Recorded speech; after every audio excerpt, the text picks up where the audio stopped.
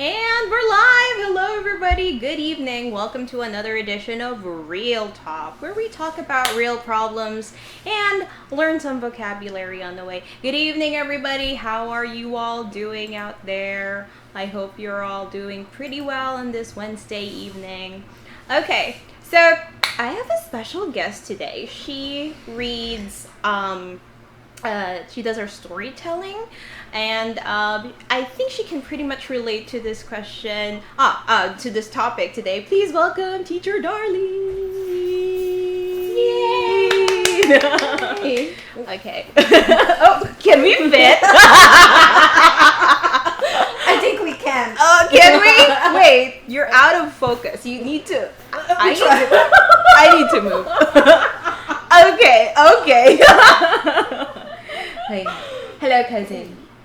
Hello, cousin. Okay. All right. How are you this fine evening? I'm good, actually. A little bit tired today. You need to. The camera can see you. You need to move a little bit. Can I? Oh, okay. All right. That's it. Okay. So our topic for today is jobs first. Or children first. So this is a question on priorities, especially with single parents. So you're a single parent, right? Yeah. Yeah. Okay. So can you tell us a little about something about being a single parent? Well, actually, it's a little bit hard. And, life, if you're a single parent and, you don't have any, what do you call it? A husband. So life is a little bit difficult because, of course, you have to, what do you call it? You have, manage your time. You have to limit them. And then you have to, in the middle, right? You have to do your kids first, and then after that, you have to do your job. So it's a little bit difficult, actually. Okay, we have a viewer. Hello, Joseph. Welcome to the stream. Okay.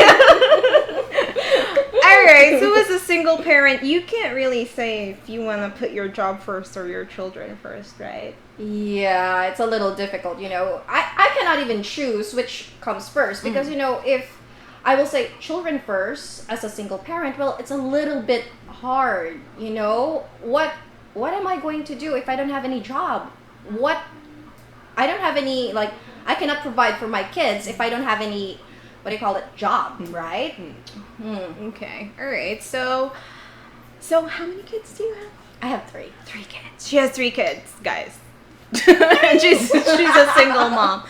Okay, so when you're out working, who takes care of the children at home? My parents. Okay, all right. Do they mind that you're... No, not actually. But it's a really bit, good because, my parents are also helping me taking good care of my kids, right? And that's like a really advantage for me, That's really good because, I can work at the same time and then my parents are, taking good care of my children. Okay, that's good. So let's talk a little bit about advantage and then disadvantage of being a single parent. Well, the thing is, the advantage of, being a single parent is, you can provide for your kids' needs, especially for proper education, foods, and things that they need, right? So that's a little bit, really good. But the thing is, the disadvantage is if I'm as a single parent, I cannot take care of my kids. Let's just say for 1 week, I cannot spend time with them. So in 1 week, I can spend 2 days, in 1 week.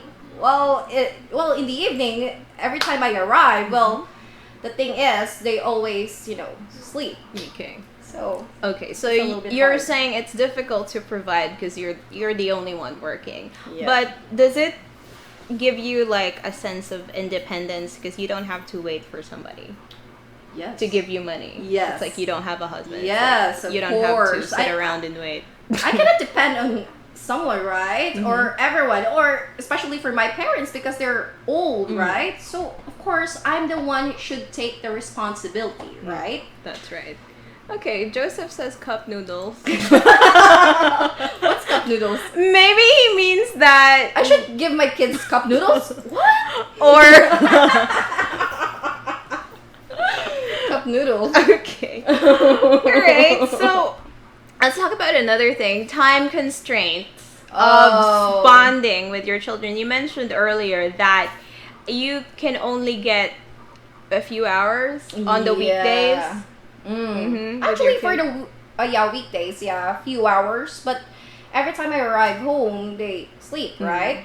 So, but weekends is it's okay. Whole day, I always spend time with my kids. Yeah, so there's no excuse. I have to. Yeah, it's a that's her priority. Okay, all right. So let's talk about living paycheck to paycheck as a single parent. How difficult is it to live paycheck to paycheck as a single parent? Well, of course, you have to, what do you call this, pay for education. Oh my God, that's like the really hard thing because I have three, not only one, right? So I have to pay proper education, education for kids, bills. One, right? Let's just say I have to pay like the water is so not internet like that. So it's a little bit hard. Yeah, you're the one shouldering your responsibility. Welcome Yeon Kim to the class. Hope you're enjoying the show so far, the talk so far. Okay, right. So it's difficult managing your bills because you're the only one. You're the only breadwinner. You're the only one who's working. Exactly. Right. That's right. Okay. Let's move around to this is another important thing: the health of working moms. Oh. Wow, that's a deep sigh. Yeah. I don't know if I am I? Are you still healthy? I don't know if I'm still healthy, right? I don't know because I think I am physically and mentally. I'm still healthy because I can still work. I can still have time for my kids, right?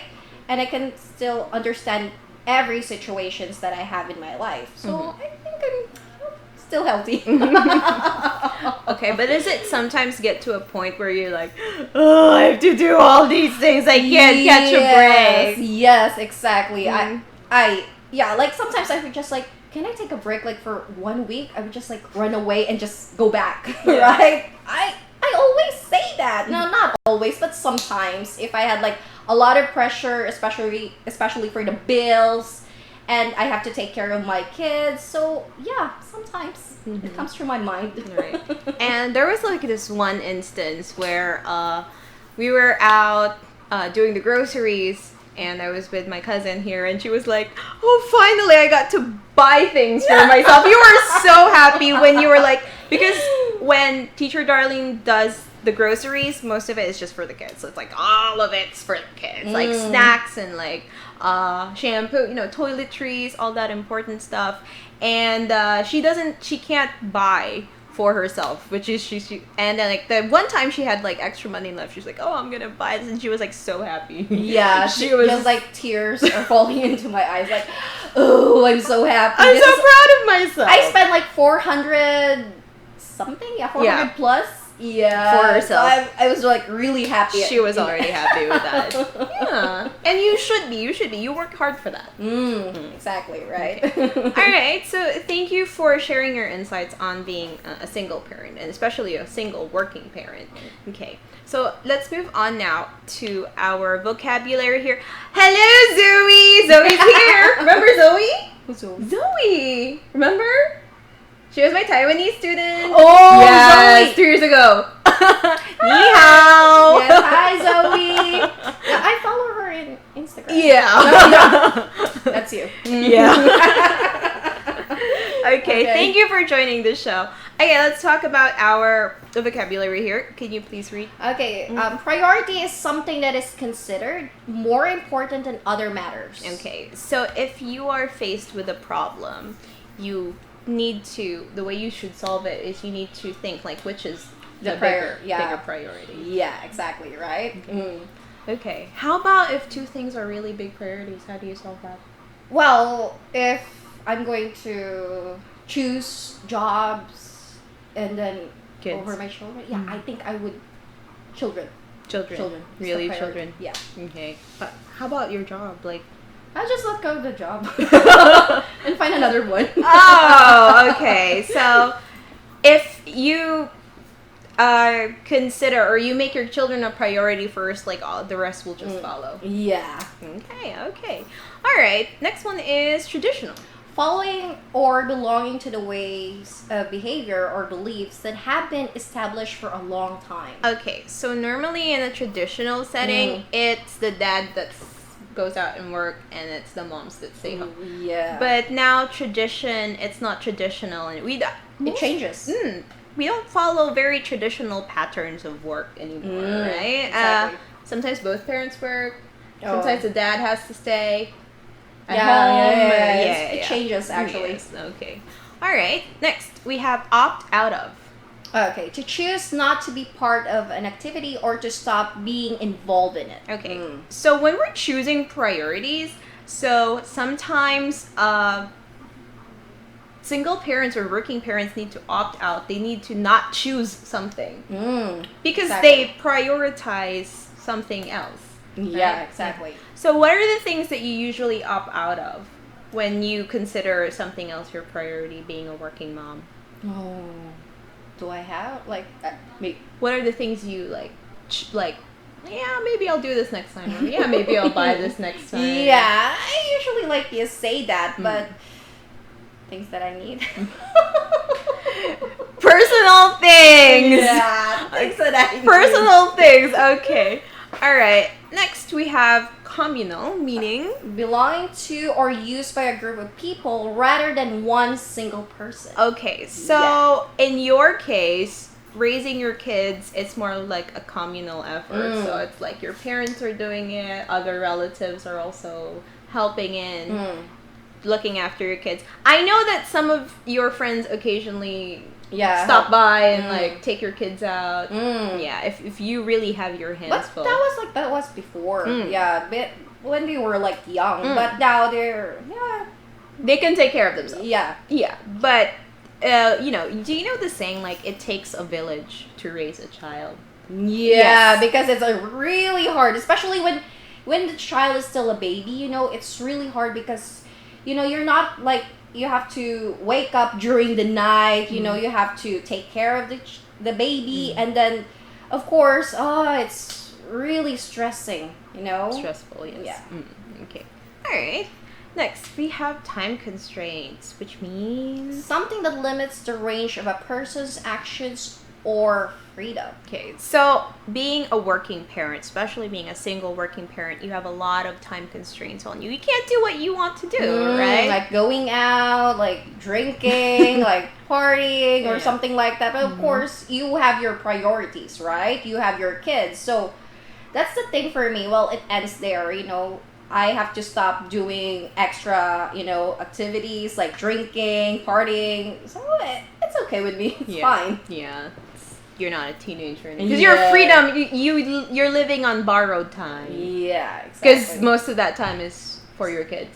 The thing is, every time I go out, I have to, ask permission to my kids. If they want to let me out, well, yeah, it's okay. But if they won't, okay, maybe next time. Maybe next time, Mom, you can't go. The thing is, me and Darlyn are neighbors. Our houses are close to each other. I don't even see her go out often. It's if I see her, or if I chat with her on the street, she's like, I have to go back home because my kids are going to look for me. And there will be times that she's going to be like, I'm gonna hide in your house for a while, and I need a few hours of freedom, and a few hours later, her kids know where to find her. It's is Mama there? Is Mama? They know where to find their mom. So, okay. Our next vocabulary is child rearing. Okay, the work of taking care of children until they are old enough to take care of themselves. Okay, child rearing is basically another word for raising your kids. All right. Hi, Rita. I'm going where? Who's that? Is that Matthew? I'm coming. Coming who?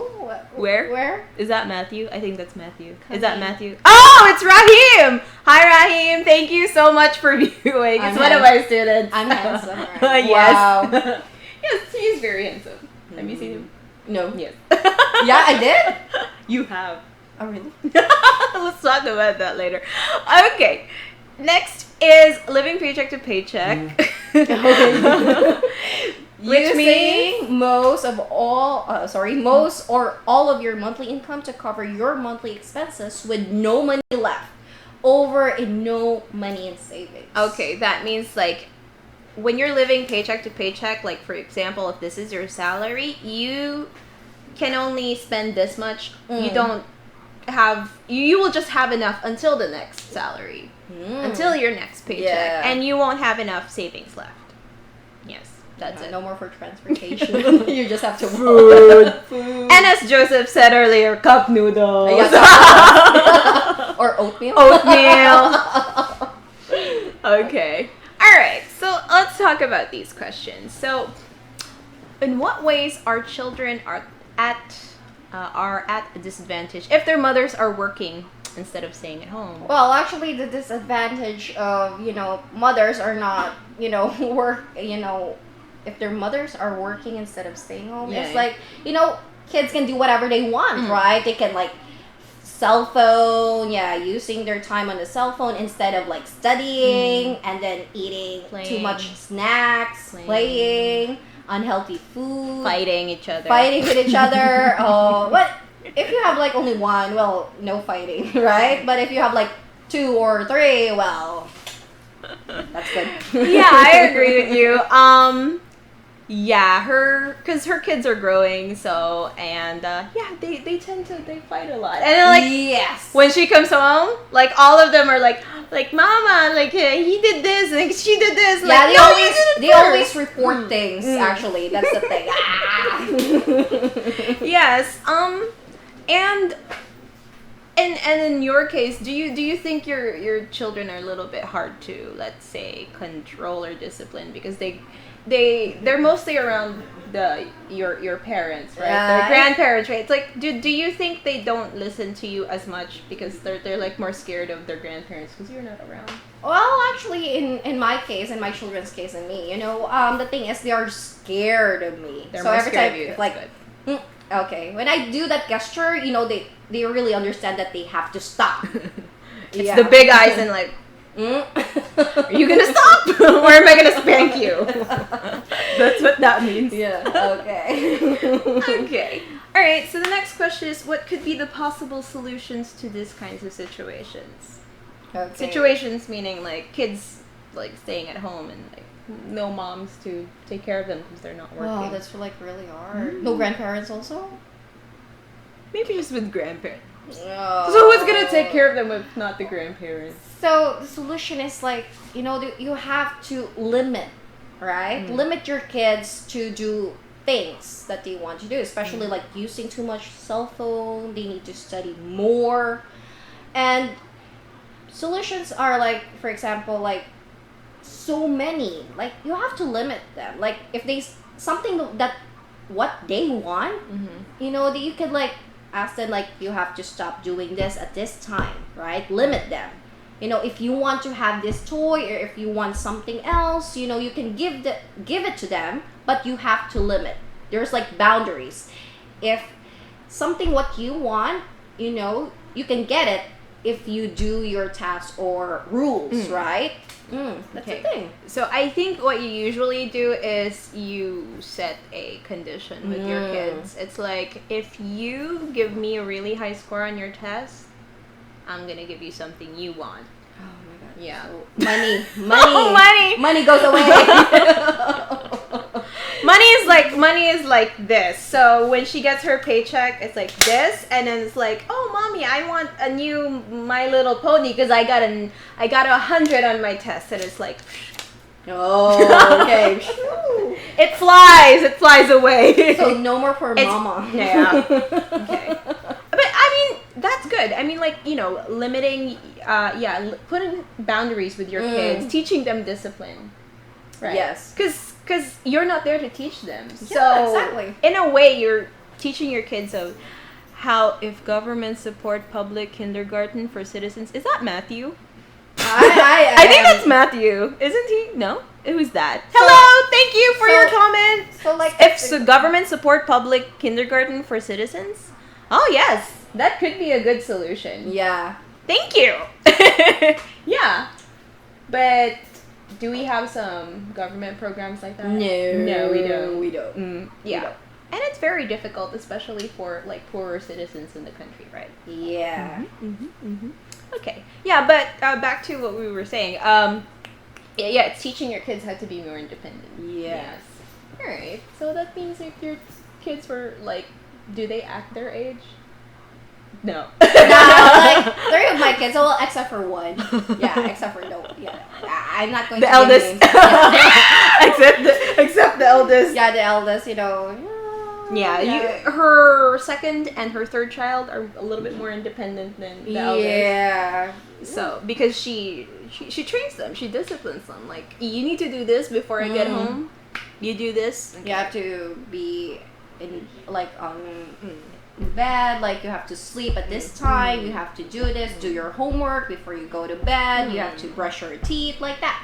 So I think it's a very good solution. I think in Korea, if you have like more than 2 kids, they give you financial support. But not here. No, not here.